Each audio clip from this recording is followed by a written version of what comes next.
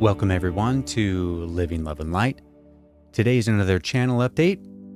The production that was released on Friday of last week was from January 11th, 1981, and that was the last contact LL Research had before the raw contact started. It was the last channeling session before they had the raw contact. Now, in my last channel update, I had mentioned that when we got to the raw contact, I was going to read through those just like any other meditation session.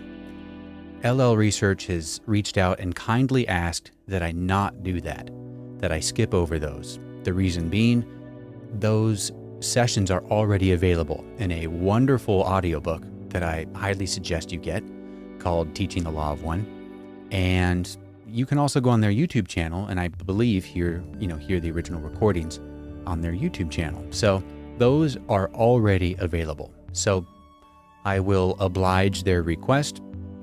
No harm, no foul. When they made that request, I then had the idea, well, maybe what I can do is I can, do a recap or review of the raw sessions in between the conscious channeling sessions, because the whole kind of goal intent of this project was not only to do the conscious channeling, but help provide context around the raw contact.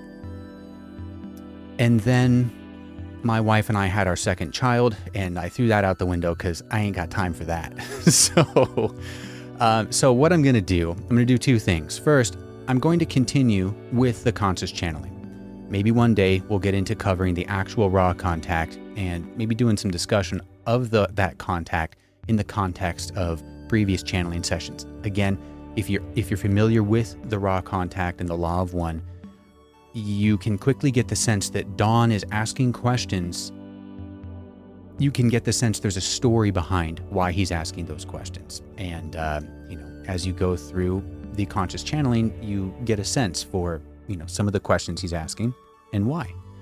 But what I'm going to do is I'm going to continue going through the conscious channeling. But I'm also, before I do that, I'm going to go back in time and do some of the LL Research origins, specifically from the Detroit group. Their channeling circle, I think it was called Circle R. I think it was run by Clyde Trepanier, and you can correct me on that if you know differently. But they produced a work in pamphlet form called Man, Consciousness, and Understanding. And they have the similar characters. They have Oxel, Hatan, they might have Laitos, but they have a similar characters that come through, and that was back in the late 50s, early 60s that was going on. So I'm going to record Man, Consciousness, and Understanding, and I'm also going to go through and do the Brown Notebook. I know a little bit less about the Brown Notebook than I do about the Clyde Trepanier channeling sessions, but I guess it was a notebook of channeling sessions that was given to Don or shown to Don that perhaps helped give him the idea that he could start his own channeling session. So, long story short, I'm going to be recording those once I finish Man, Consciousness, and Understanding. And when I finish the Brown Notebook, we'll hop right back into the conscious channeling sessions, beginning with January 18th, 1981. It'll be a good adventure. Again, this is a very long project. We've got probably a decade ahead of us of slowly recording these and getting these out. But for those of you who have been with me since the beginning, or at least early on in this channel, thank you. I only started this in November of last year, about a year ago. Since then, we've had 255 sessions. Of course, with that channel update in there. And we've had, I believe, 76 hours and 40 minutes of recording. So if you've checked them all out on the channel, on the podcast, congrats, kudos to you. We have a long way to go, don't we? And I want to finish up with a final thought on these messages and what they mean to me.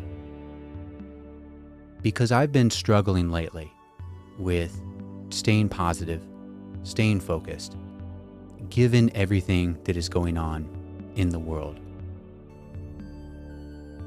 Personally, I just don't like the track that we're on, and it's easy for me to get sucked into the black hole of the news cycle, the negative news cycle, and seeing the way that things are headed.